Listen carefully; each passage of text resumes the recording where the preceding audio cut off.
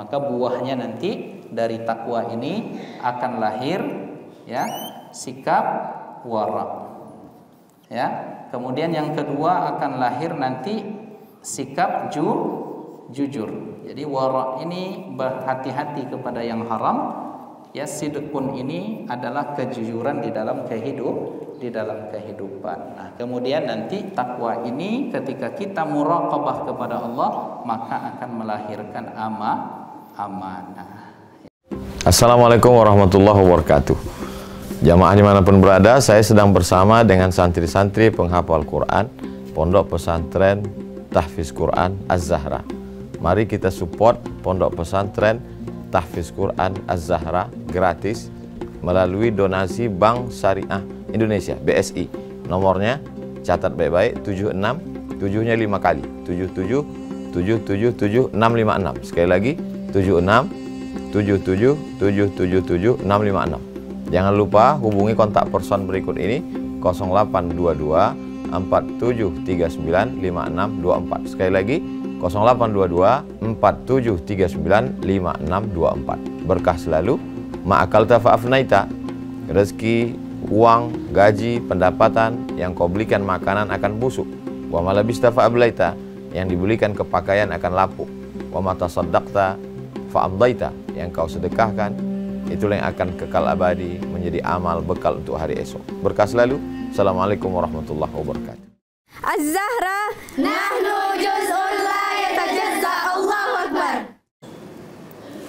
Assalamualaikum warahmatullahi wabarakatuh. Bismillahirrahmanirrahim. Alhamdulillahi rabbil alamin. Assalatu wassalamu ala ashrafil anbiya'i wal mursalin Sayyidina wa habibina wa qurrati a'yunina wa tibbi qulubina Muhammadin wa ala alihi wa sahbihi ajma'in. Asyhadu an la ilaha illallah wa asyhadu anna Muhammadar Rasulullah. Allahumma salli wa sallim ala sayyidina Muhammad wa ala alihi wa sahbihi ajma'in. Allahumma inna asbahna fi ni'matin wa afiyatin wa sitrin fa'atimma alaina ni'mataka wa afiyataka wa sitraka fid dunya wal akhirah. Allahumma amin. Alim ulama, cerdik pandai, tokoh masyarakat, orang tua kami, besar tak disebut gelar, kecil tak dihimbau nama, umumnya hadirin hadirat, tamu-tamu Allah, sidang jamaah subuh yang dimuliakan oleh Allah Subhanahu wa ta'ala. Bersyukur kita kepada Allah dengan mengucap Alhamdulillahirabbil alamin. Bersalawat dan bersalam kita kepada Nabi kita Muhammad sallallahu alaihi wasallam. Allahumma salli ala sayyidina Muhammad wa ala ali sayyidina Muhammad. Assalamu alayka ya Rasulullah. Bapak Ibu hadirin hadirat, tamu-tamu Allah yang dimuliakan oleh Allah Ta'ala. Apa kabar semuanya, bapak-bapak? Sehat? Ibu-ibu sehat? Alhamdulillah. Baik, sebelum kita memulai kajian kita, mari terlebih dahulu kita bersalawat bersama-sama untuk membuka kalbu dan pikiran kita. Salawat apa yang bapak ibu hafal? Bu, salawat Badar hafal? Insya Allah. Baik. Salatullah salamullah ala taha rasulillah. Salatullah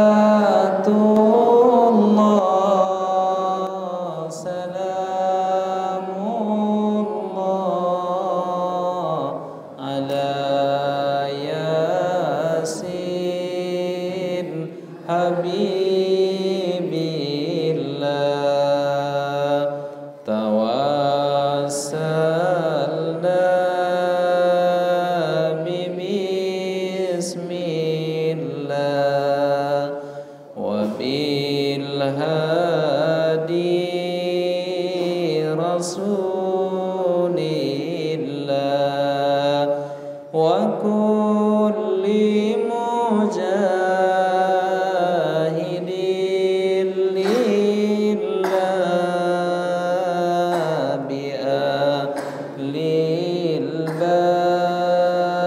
badri ya Allah ilahi sallimil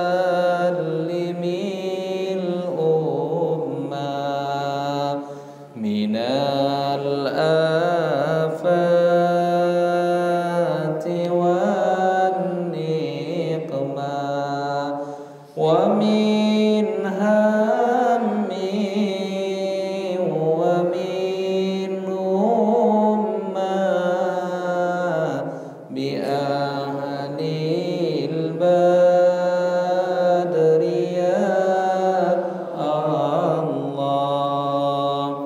ilahi najjina waqsif jami'a adhiyati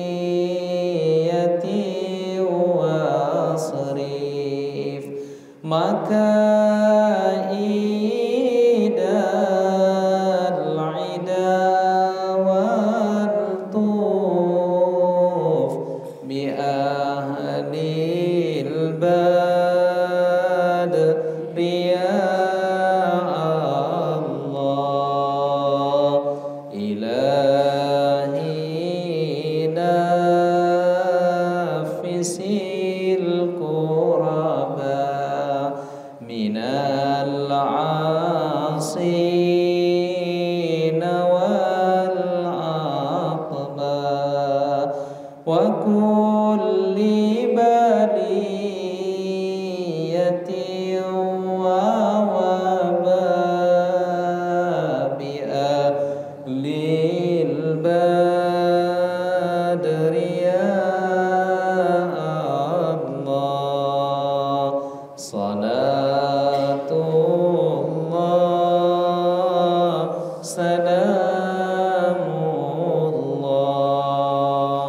ala taha rasulillah salatullah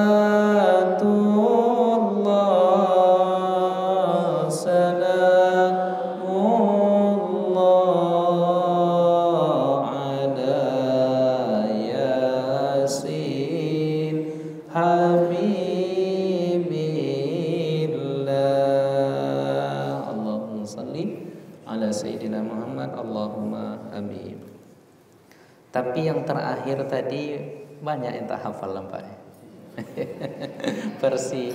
Jadi ibu-ibu itu versi lengkap ya, versi lengkap dari salawat badar. Salamuko hafalnya sampai ala yasin habibillah. Tapi insyaallah nanti dengan beriringnya waktu insyaallah kita bisa hafal semuanya. Bapak Ibu hadirin hadirat yang dimuliakan oleh Allah Ta'ala, kaji kita pada pagi ini adalah membaca dan menjelaskan hadis-hadis Nabi yang dikumpulkan oleh Al-Imam An-Nawawi di dalam kitabnya yang berjudul Riyadhus Shalihin. Riyadh artinya adalah taman, as-shalihin orang-orang soleh. Jadi sekarang kita ingin masuk ke dalam taman orang-orang soleh. Bapak Ibu yang dimuliakan oleh Allah Ta'ala, kita masuk ke hadis yang kedua dari bab tentang muraqabah. Muraqabah itu artinya adalah rasa di mana kita selalu diawasi, ditatap dan dilihat oleh Allah Subhanahu wa Ta'ala. Jadi dimanapun kita, seperti apapun kondisi kita, bagaimanapun kita, dalam keadaan sembunyi, dalam keadaan di tengah ramai, kita ini dipantau dan diketahui oleh Allah Subhanahu wa Ta'ala. Jadi tidak bisa kita lari dari pandangan dan pantauan Allah Subhanahu wa Ta'ala. Nah, lalu Bapak Ibu yang dimuliakan oleh Allah Ta'ala, pada hadis yang kedua yang dicantumkan oleh Al-Imam An-Nawawi, an Abi Zarrin Jundub bin Junadah. Hadis ini bersumber dari sahabat Nabi yang bernama Abu Zar. Jadi Abu Zar ini nama lengkapnya adalah Jundub bin Junadah, tetapi lebih dikenal dengan nama Abu Zar Al-Ghifari. Wa Abi Abdurrahman Mu'adz bin Jabal. Hadis ini juga bersumber dari Abu Abdurrahman Mu'adz bin Jabal radhiyallahu anhuma, semoga Allah ridha kepada keduanya, an Rasulillah sallallahu alaihi wasallam, dari Nabi kita Muhammad Rasulullah sallallahu alaihi wasallam, qala, Nabi kita bersabda. Apa kalam Nabi kita Muhammad sallallahu alaihi wasallam? Ittaqillaha haitsuma kunta wa atbi'is sayyi'atal hasanata tamhuha wa khaliqin nasa bi khuluqin hasanin. Jadi di sini Nabi membahasakan di dalam hadisnya, memberikan pesan kepada kita. Yang pertama, apa kata Nabi kita Muhammad sallallahu alaihi wasallam? Ittaqillaha haitsuma kunta. Hendaklah kalian bertakwa kepada Allah dimanapun kalian berada. Kemudian yang kedua, Nabi memesankan wa atbi'il hasayyi'ata, ikutilah segala keburukan itu dengan kebaikan, tamhuha, di mana kebaikan itu nanti akan menghapus segala keburukan.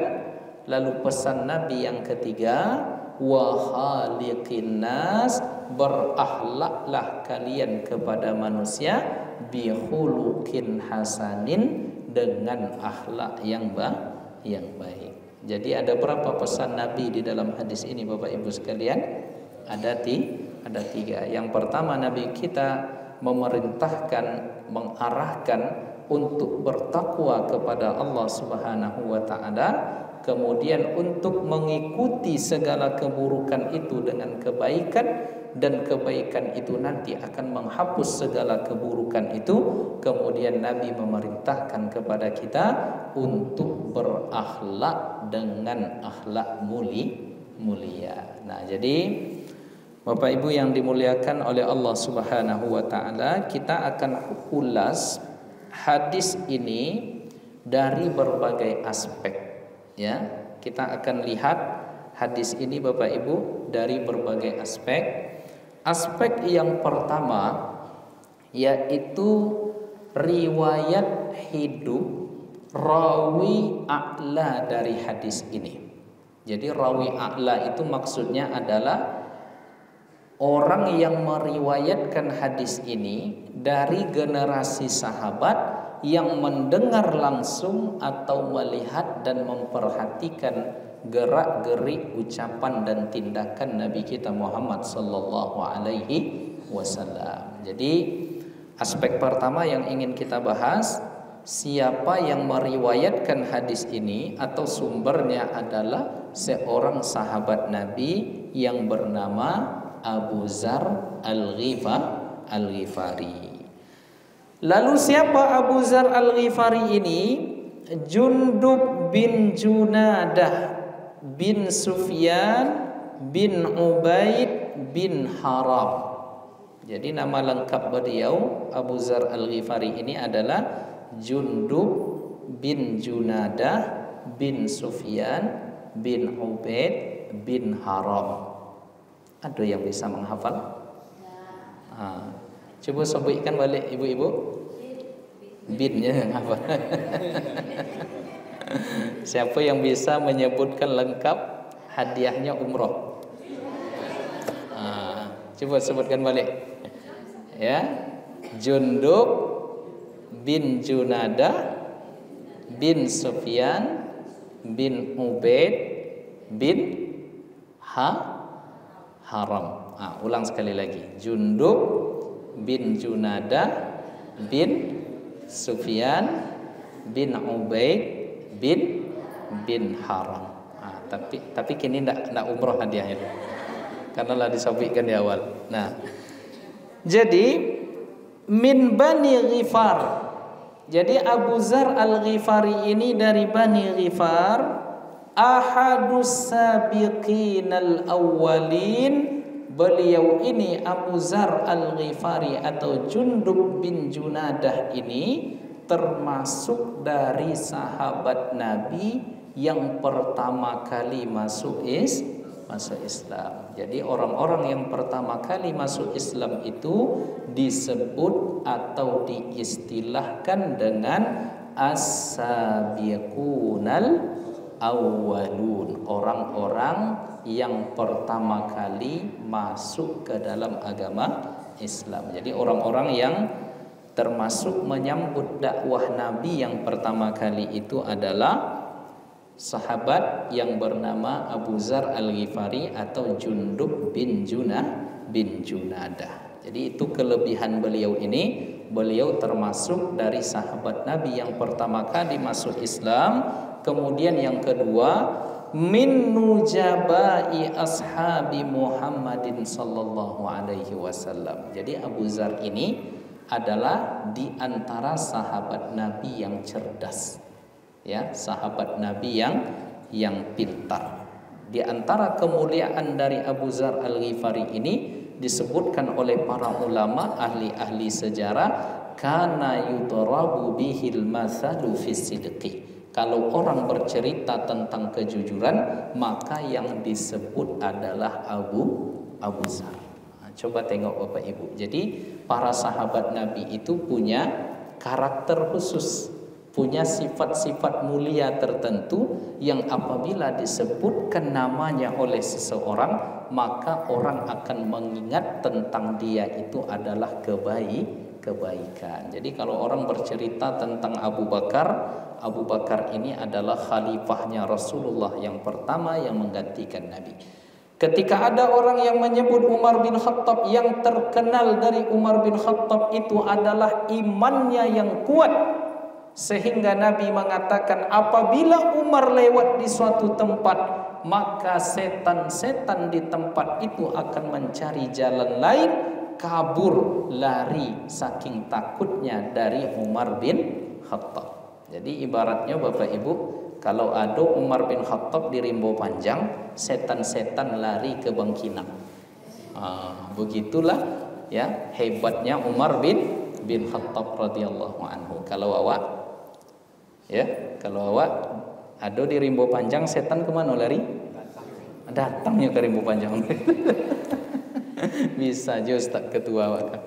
Nah, jadi Bapak Ibu yang dimuliakan oleh Allah. Jadi ketika ada Umar, kemudian sebelumnya ada Abu Bakar As-Siddiq, kemudian setelah Umar itu ada Utsman bin Affan. Yang teringat oleh orang tentang Utsman bin Affan itu adalah kedermawanan.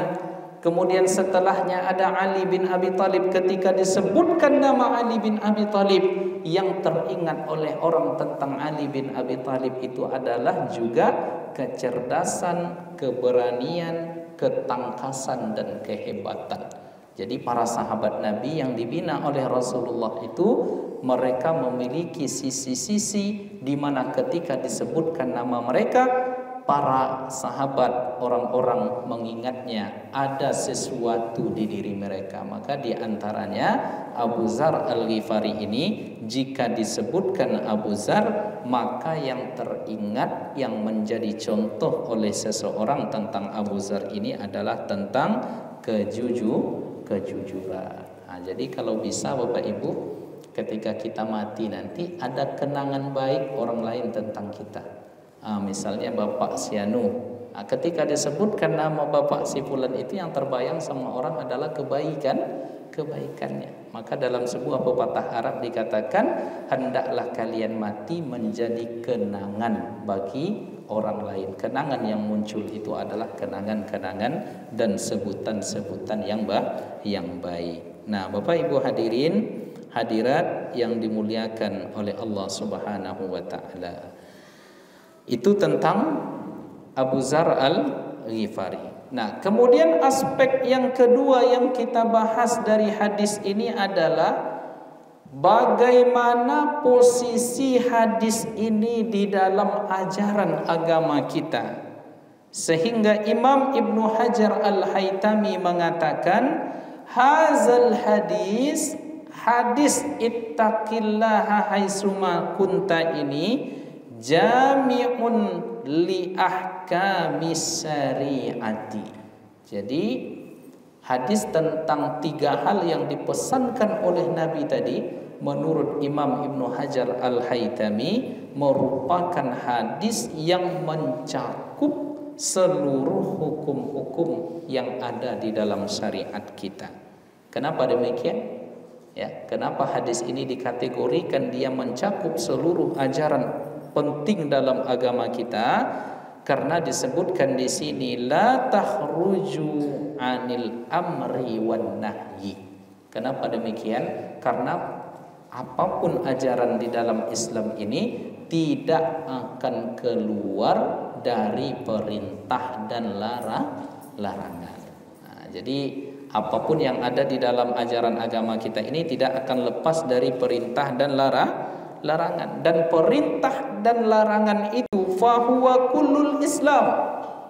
Semuanya itu adalah terkandung di dalam Islam yang kita anut ini. Sebagaimana hadis ini juga mencakup iman, ya, Islam, kemudian ihsan, sebagaimana hadis Jibril yang pertama di dalam bab muraqabah ini. Jadi Bapak Ibu yang dimuliakan oleh Allah, itu pendapat dari Imam Ibnu Hajar Al-Haytami.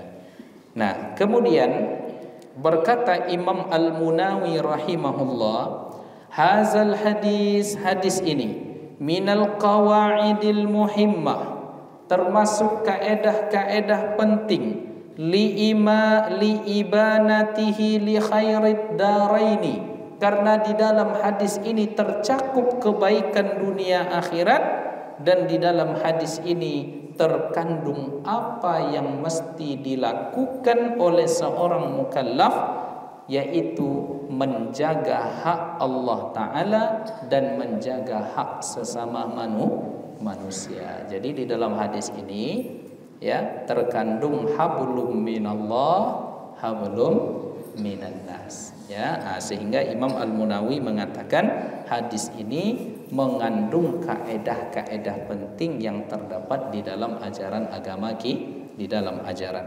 kita. Kemudian berkata pula Al-Imam Ibnu Allan As-Siddiqi, apa kata beliau? Wa hadza min jawami'i kalimihi sallallahu alaihi wasallam.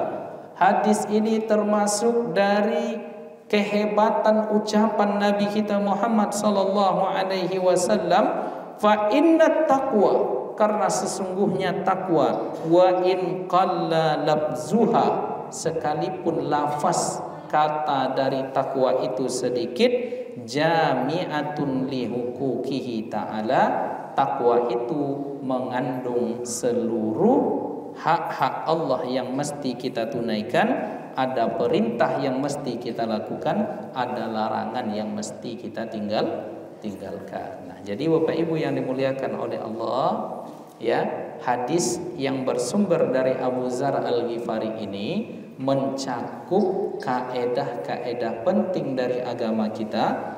Kemudian kata Imam Ibnu Hajar Al-Haytami, hadis ini mengandung dan mencakup seluruh hukum-hukum syariat. Apa sebab? Karena di dalam takwa kepada Allah Subhanahu wa taala, di situ terdapat ketaatan dan kepatuhan kita terhadap segala perintah, dan kita tinggalkan segala larangan-larangan yang Allah Subhanahu wa taala larang. Nah, jadi hadis ini memiliki posisi yang sangat penting sebagai, ya, pesan-pesan kenabian yang mesti kita indahkan. Kenapa? Karena di dalamnya tercakup hal-hal yang amat berharga yang bisa kita dapatkan. Nah, jadi Bapak Ibu yang dimuliakan oleh Allah, saya ingin menulis sedikit terlebih dahulu ya poin-poin penting sebelum kita masuk kepada penjelasan dalam hadis tadi.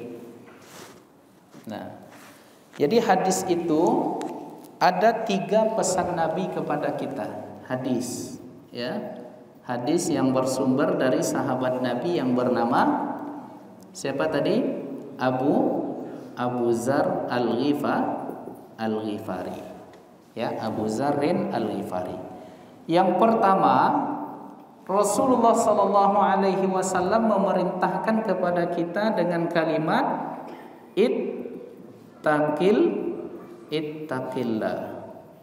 ittaqillaha haitsuma kunta. Nah, ini yang pertama. Ibu-ibu nampak di belakang? Kalau tidak nampak, angguk-angguk aja lah dulu ya.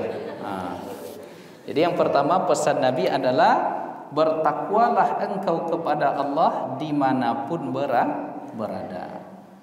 Kemudian yang kedua, Nabi memesankan kepada kita wa atbi'is sayyi'atal hasanah.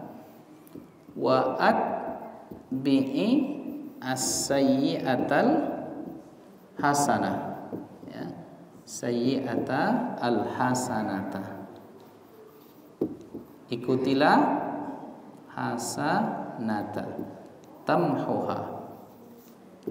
Ikutilah keburukan atau dosa yang kita lakukan itu dengan kebaikan, dan kebaikan itu akan menghapus segala keburukan. Nah, kemudian yang ketiga, pesan Nabi kita Muhammad sallallahu alaihi wasallam, wa khaliqin nas,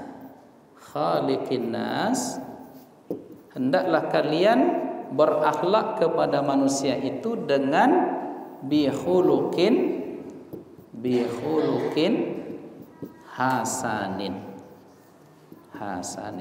Hendaklah kalian berakhlak dengan manusia itu dengan akhlak yang mulia. Nah, dari yang 3 ini kata Imam Al-Munawi mengandung kaedah-kaedah penting yang ada di dalam agama kita. Apa sebab? Ketika Allah Subhanahu wa taala dan ketika Nabi memerintahkan untuk kita bertakwa kepada Allah, berarti pada saat itu kita sedang tunduk, patuh, percaya kepada Allah Subhanahu wa taala, karena sesungguhnya seluruh ajaran agama kita ini terkandung melalui perintah dan melalui larangan. Jadi agama kita ini ada perintah, kemudian ada larangan. Ada perintah misalnya wa aqimus shalah wa atuz zakah. Itu perintah. Kemudian ada larangan, la taqrabuz zina. Jangan mendekati zina. Jadi semua ajaran agama kita ini ada sifatnya perintah, ada sifatnya larangan. Dan ketika kita mengerjakan yang diperintahkan oleh Allah, lalu kita meninggalkan segala yang dilarang oleh Allah Subhanahu wa taala, maka disitulah yang disebut dengan takwa. Ini takwa. Itulah yang disebut dengan takwa. Nah, lalu takwa itu akan melahirkan apa? Takwa itu akan melahirkan efek-efek positif yang lainnya. Nah, inilah yang dibahasakan oleh Nabi kita Muhammad sallallahu alaihi wasallam, ikutilah keburukan itu dengan kebaikan, niscaya kebaikan itu akan menghapus segala keburukan. Jadi kalau kita sudah bertakwa kepada Allah, maka nanti kita akan mudah untuk melakukan kebaikan. Jelas Bapak Ibu? Jadi kalau kita sudah bertakwa kepada Allah, maka segala kebaikan-kebaikan turunannya itu kita akan dimudahkan oleh Allah Subhanahu wa taala.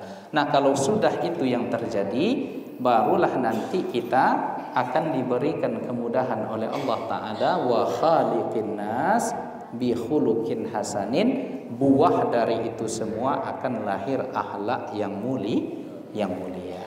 Nah, jadi inilah mengapa demikian dikatakan oleh Al-Imam Al-Munawi, kemudian dikatakan oleh Imam Ibnu Hajar Al-Asqalani, hadis ini posisinya sangat penting dalam ajaran agama kita sehingga bisa dikatakan hadis ini adalah hadis yang kurang konsentrasi jamaah ibu-ibu nih saya tengok ya. Ya, tolong jangan diganggu Bu. Kalau dia batuk jangan pula dimasukkan karton tuh ke kepalanya. Ya, terganggu saya jadinya. Ya, terganggu saya jadinya. Nah, jadi Bapak Ibu yang dimuliakan oleh Allah Subhanahu wa taala. Jadi itu yang pertama, ya. Kenapa hadis ini dikatakan oleh Imam Al-Munawi, kemudian dikatakan oleh Imam Ibnu Hajar Al-Haytami, kemudian dikatakan oleh Al-Imam Ibnu Allan tadi amat sangat penting di dalam ajaran agama kita karena dia mengandung prinsip-prinsip agung yang terdapat di dalam ajaran agama Islam. Maka kita ulang lagi, ketakwaan kepada Allah Subhanahu wa taala, kemudian setelah itu nanti kita akan dipermudah untuk beramal, dan setelah itu nanti akan lahir akhlak yang mulia. Nah, jadi Bapak Ibu yang dimuliakan oleh Allah taala. Sekarang masuk kita ke dalam ya penjelasan hadis ini. Tapi sebelum itu, hadis ini berbicara tentang muraqabah. Muraqabatun. Rasa diawasi selalu oleh Allah taala. Jadi Imam An-Nawawi memasukkan hadis ini ke dalam bab muraqabah, bab yang menceritakan tentang hadis-hadis Nabi yang berhubung kait dengan rasa di mana kita selalu diawasi dan dipantau oleh Allah Subhanahu wa taala. Nah, sekarang pertanyaannya Bapak Ibu, dari ketiga pesan Nabi ini yang berhubung kait dengan muraqabah itu di mana? Sehingga Imam An-Nawawi itu memasukkan hadis ini ke dalam bab muraqabah. Yang terhubung dengan muraqabah dari tiga pesan Nabi ini yang mana? Ayo, siapa yang dapat juga hadiahnya umroh? Nomor 2. Ada yang mengatakan nomor 2. Ya, ada yang lain? Nomor? Kalau sudah Buya yang menjawab tentu dapat ya kan. Ustaz Zibabur Rahman. Jadi yang pertama ketika Nabi mengatakan ittaqillah, hendaklah kalian bertakwa kepada Allah, lalu dibahasakan dengan haitsuma kunta. Ini dia. Bertakwalah kepada Allah dimanapun berada. Nah, jadi dimanapun berada inilah yang berhubung kait dengan muraqabah. Jadi ketika Nabi mengatakan bertakwalah kalian dimanapun kalian berada, pada saat di tengah ramai ataupun di saat kalian sendiri, dimanapun kalian berada, di rumah, di masjid, di pasar, di mal, dimanapun, maka kedepankanlah takwa kepada Allah. Nah, ketika takwa kepada Allah dimanapun kita berada ini berhubung kait dengan muraqabah, maka pada saat itulah Imam An-Nawawi memasukkan hadis yang kedua di dalam bab muraqabah ini adalah hadis Abu Dzar ini. Nah, itu ya. Jadi Bapak Ibu yang dimuliakan oleh Allah. Nah, lalu apa makna dari takwa kepada Allah Ta'ala? Selama ini kita memahami takwa kepada Allah itu mengerjakan perintah, meninggalkan larangan. Nah, sekarang saya ingin memberikan sebuah ilustrasi yang sederhana tentang ketakwaan kepada Allah ini ketika terjadi perbincangan antara Umar bin Khattab dengan salah seorang sahabat Nabi. Ya, pernah suatu ketika sahabat Nabi ini bertanya kepada Umar bin Khattab. Ya, atau Umar bin Khattab bertanya kepada sahabat Nabi tadi. Saya lupa siapa namanya. Apakah Muaz bin Jabal atau siapa? Ya, tetapi terjadi perbincangan antara Umar bin Khattab dengan salah seorang sahabat Nabi. Lalu apa kata Umar? Ma huwa taqwa? Apa itu takwa? Ya, lalu sahabat tadi mengatakan, pernahkah engkau wahai Umar lewat di sebuah jalan yang jalan itu banyak binatang berbisa yang mungkin nanti bisa akan menggigit engkau, tidak ada suluh pelita, tidak ada cahaya. Pernahkah engkau lewat di jalan yang sedemikian itu? Lalu Umar bin Khattab menjawab, pernah. Lalu apa yang engkau lakukan ketika melalui jalan yang seperti itu? Jalannya becek, jalannya banyak lubang, jalannya di situ terdapat banyak binatang buas atau binatang berbisa yang mungkin bisa menggigit. Kemudian pada malam itu tidak ada lampu, tidak ada senter, tidak ada penerang, tidak ada suluh, tidak ada pelita, ya, tidak ada bintang yang menyinari. Nah, pernahkah engkau melewati jalan yang demikian? Kata sahabat ini kepada Umar. Lalu Umar mengatakan pernah. Lalu ketika engkau lewat di jalan yang demikian itu, apa yang akan engkau lakukan? Lalu Umar bin Khattab mengatakan, saya berhati-hati. Ya enggak Bapak Ibu, kalau kita lewat di jalan yang seperti itu tentu kita berhati-hati. Lalu kata sahabat Nabi ini, fazalikat taqwa, itulah takwa. Jadi takwa itu adalah berhati-hati di dalam perjalanan kehidupan. Jadi kata kuncinya dari takwa itu adalah hati-hati, takut, waspada. Waspada. Maka kita hidup ini harus bermodalkan ini dimanapun kita berada. Sehingga apa? Sehingga ketika kita berhati-hati di dalam hidup ini, di dalam perjalanan kita ini. Karena apa? Karena dalam jalan yang kita lewati itu ada yang hak, ada yang batil, ada yang benar, ada yang salah, ada yang halal, ada yang haram. Nah, kita sering terjebak kepada yang haram. Kita sering terjatuh kepada yang batil.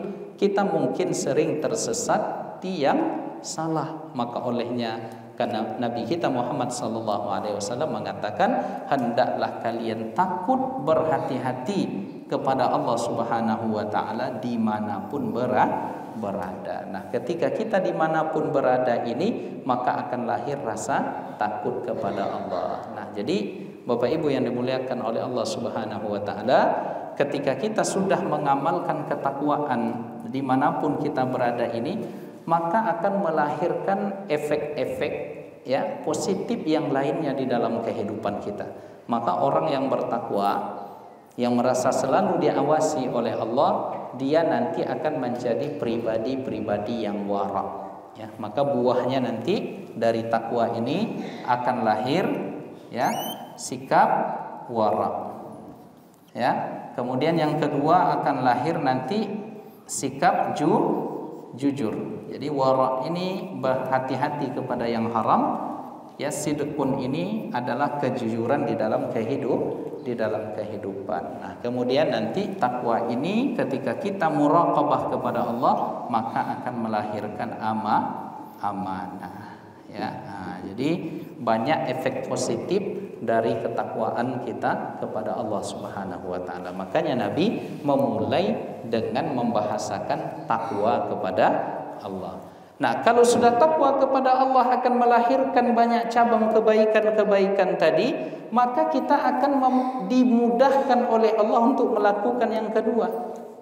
Begitulah hebatnya bahasa Rasulullah SAW. Kalau kata kuncinya sudah takwa kepada Allah, melahirkan wara, melahirkan jujur, melahirkan amanah dan lain sebagainya, maka yang kedua ini akan semakin lebih mudah kita amalkan. Apa dia? Ketika Nabi membahasakan wa atbi'is sayyi'ata, segala keburukan kita itu diikuti dengan kebaikan. Nah, kalau kebaikan itu sudah mendominasi, sudah banyak, maka otomatis dia nanti akan menghapus keburukan. Nah, di sini perlu kita tegaskan Bapak Ibu, apakah maknanya mengikuti keburukan dengan kebaikan itu? Misalnya pagi hari kita maksiat, nanti siangnya tobat, nanti sorenya maksiat lagi. Apakah begitu maksudnya? Jadi apakah hadis ini mengakomodir kita dalam tanda kutip mempermainkan Allah? Misalnya pagi kita maksiat dulu, kan kata Nabi ikuti keburukan itu dengan kebaikan. Sudah puas maksiat nanti baca Quran lagi habis nih. Ya, apakah begitu maksudnya? Nah, tidak. Nah, maka kita mesti mengikuti penjelasan para ulama. Apa makna dari wa atbi'is sayyi'atal hasanata tamhuha itu maksudnya adalah as-sayyi'ah itu artinya adalah keburukan as-sadiratu minka as-sadirata minka. Jadi ikutilah keburukan, dosa, kejahatan yang bersumber dari diri kita. Ya, itu maksud dari hadis ini sebagaimana yang ditulis di dalam kitab Mausu'ah ini. Maka segala keburukan yang kita perbuat itu diikuti dengan al-hasanah. Al-hasanah di sini maknanya adalah kebaikan, di antaranya salat, puasa, saum atau istighfar. Nah, ini dia maksudnya. Maka ikutilah segala keburukan yang berasal dari dirimu dengan kebaikan. Apa kebaikan yang kita lakukan itu bisa berupa salat, bisa berupa sedekah, bisa berupa puasa, bisa berupa istighfar. Nah, kalau itu kita lakukan tamhuha, maka kebaikan-kebaikan yang kita lakukan itu akan menghapus keburukan yang berasal dari diri kita tadi. Maksudnya apa? Maksud menghapus di sini Bapak Ibu, ini yang pertama tafsirnya, ya. Tafsirnya apa? Tafsir yang pertama adalah disebutkan di sini yamhu Allahu biha asaraha minal qalbi. Asaraha minal qalbi. Nah, ini perlu dijelaskan supaya pemahaman kita paripurna terhadap hadis ini. Jadi kata Nabi, ikutilah keburukan yang bersumber dari kita itu dengan kebaikan seperti salat, puasa, istighfar. Nah, semuanya ini akan menghapus keburukan tadi. Menghapus keburukan tadi maksudnya adalah menghapus bekas keburukan tadi yang sudah mengotori hati kita. Itu maksudnya. Kenapa? Karena setiap kali kita berbuat keburukan Bapak Ibu, itu ibarat kertas putih ada satu noktah hitam. Jelas? Ya, semakin banyak maka titik hitam itu akan memenuhi ruang hati kita yang putih tadi. Maka ketika Nabi mengatakan ikutilah keburukan yang bersumber yang sudah menggelapkan hati kalian itu dengan kebaikan, maka kebaikan itu nanti akan menghapuskan segala bekas-bekas dosa itu dari hati yang tadi sudah gelap. Nah, jadi itu maksudnya. Jadi jangan nanti dianggap kan ada hadis Nabi yang menyuruh kita untuk mengikuti kebaikan keburukan dengan kebaikan. Nah, yaudah pagi ini kita korupsi dulu, siang nanti tobat. Nah, kemudian sore nanti minum mabuk dulu, sore nanti mabuk dulu. Nah, nanti malamnya kita sedekah. Tidak begitu Bapak Ibu. Bukan berarti ini mengakomodir dan memberikan kita peluang untuk bermain-main dengan Allah Subhanahu wa taala. Maksudnya adalah di antara penafsirannya, ikuti keburukan kita yang pernah ada. Dosa yang pernah kita buat itu hapus dia dengan segala kebaikan. Nah, kalau sudah kebaikan yang mendominasi kehidupan kita, maka otomatis hati kita akan bersih. Maka pengaruh dosa itu akan dihapuskan oleh Allah dari hati kita. Itu penafsiran yang pertama. Atau penafsiran yang kedua, ya, penafsiran yang kedua dari kata-kata tamhuha tadi, ya, diwanul hafazah. Diwan al-hafazah. Hafazah. Jadi ikutilah keburukan dosa kita itu dengan kebaikan.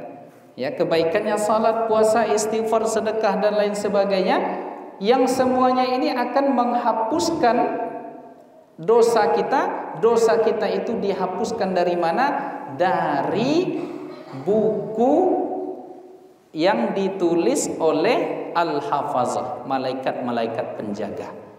Jadi malaikat penjaga ini dibahasakan pula mereka adalah kiraman katibin. Jadi malaikat mulia yang mencatat. Jadi semua yang kita lakukan itu Bapak Ibu ya dicatat oleh malaikat ya kiraman katibin. Ya sifat mereka adalah malaikat-malaikat yang maha mulia, yang mulia. Mereka adalah orang-orang yang mencatat, atau dalam nama lainnya disebut dengan raqibun atid.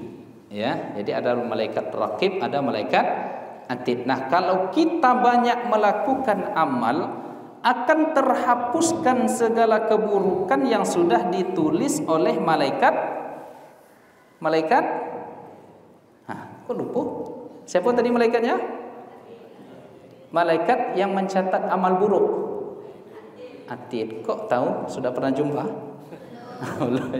Jadi akan dihapus dari catatan-catatan malaikat yang mencatat amal. Jadi rupanya bisa, ibarat kita sudah menulis Bapak Ibu, itu ditip X, ya, ditip X lagi. Nah, itulah kerja malaikat itu. Disebabkan apa? Karena kita mengikuti yang buruk dari sikap-sikap kita itu dengan kebaikan, maka kebaikan itu akan menghapus segala dosa-dosa kita yang sudah terdokumentasikan di dalam catatan-catatan malaikat raqib dan atid. Nah, jadi itulah makna dari wa atbi'is sayyi'atal hasanata tamhuha. Baru setelah itu, kalau sudah mendominasi kebaikan-kebaikan ini di dalam kehidupan kita, barulah lahir buahnya yang bernama akhlak. Jadi iman melahirkan akhlak, maka akan mudah lagi. Maka bahasa Nabi mengatakan wa khaliqin nas bi khuluqin hasanin, bahwa sesungguhnya hendaklah kalian bertakwa kepada Allah, ikutilah keburukan itu dengan kebaikan, dan hendaklah kalian berakhlak kepada manusia. Apa sebab?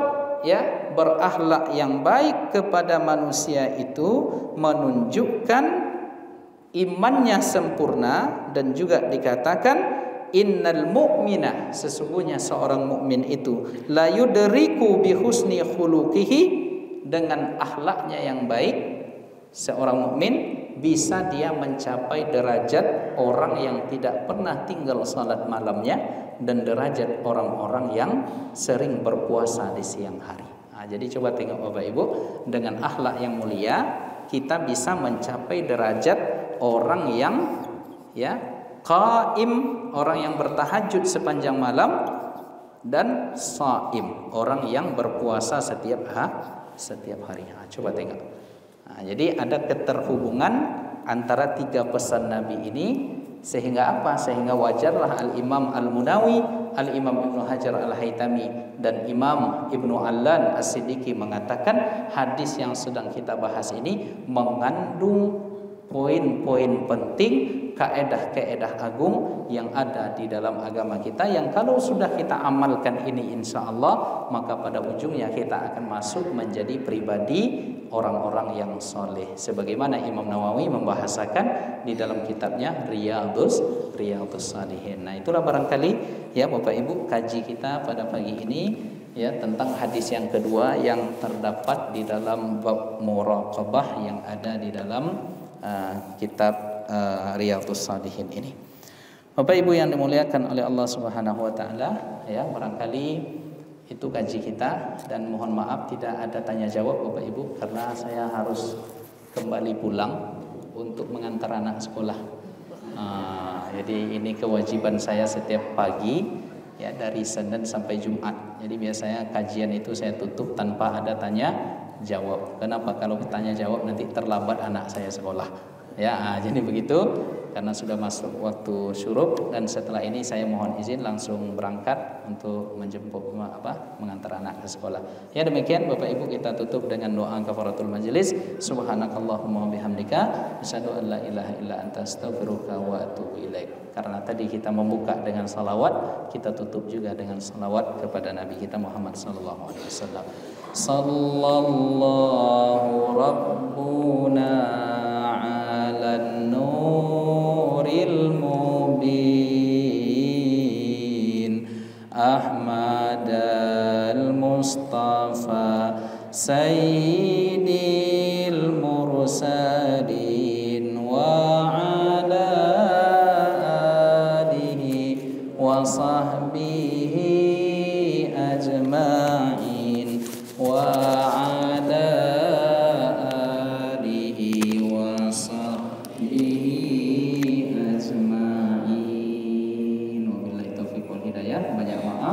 zahir dan batin. Assalamualaikum warahmatullahi wabarakatuh.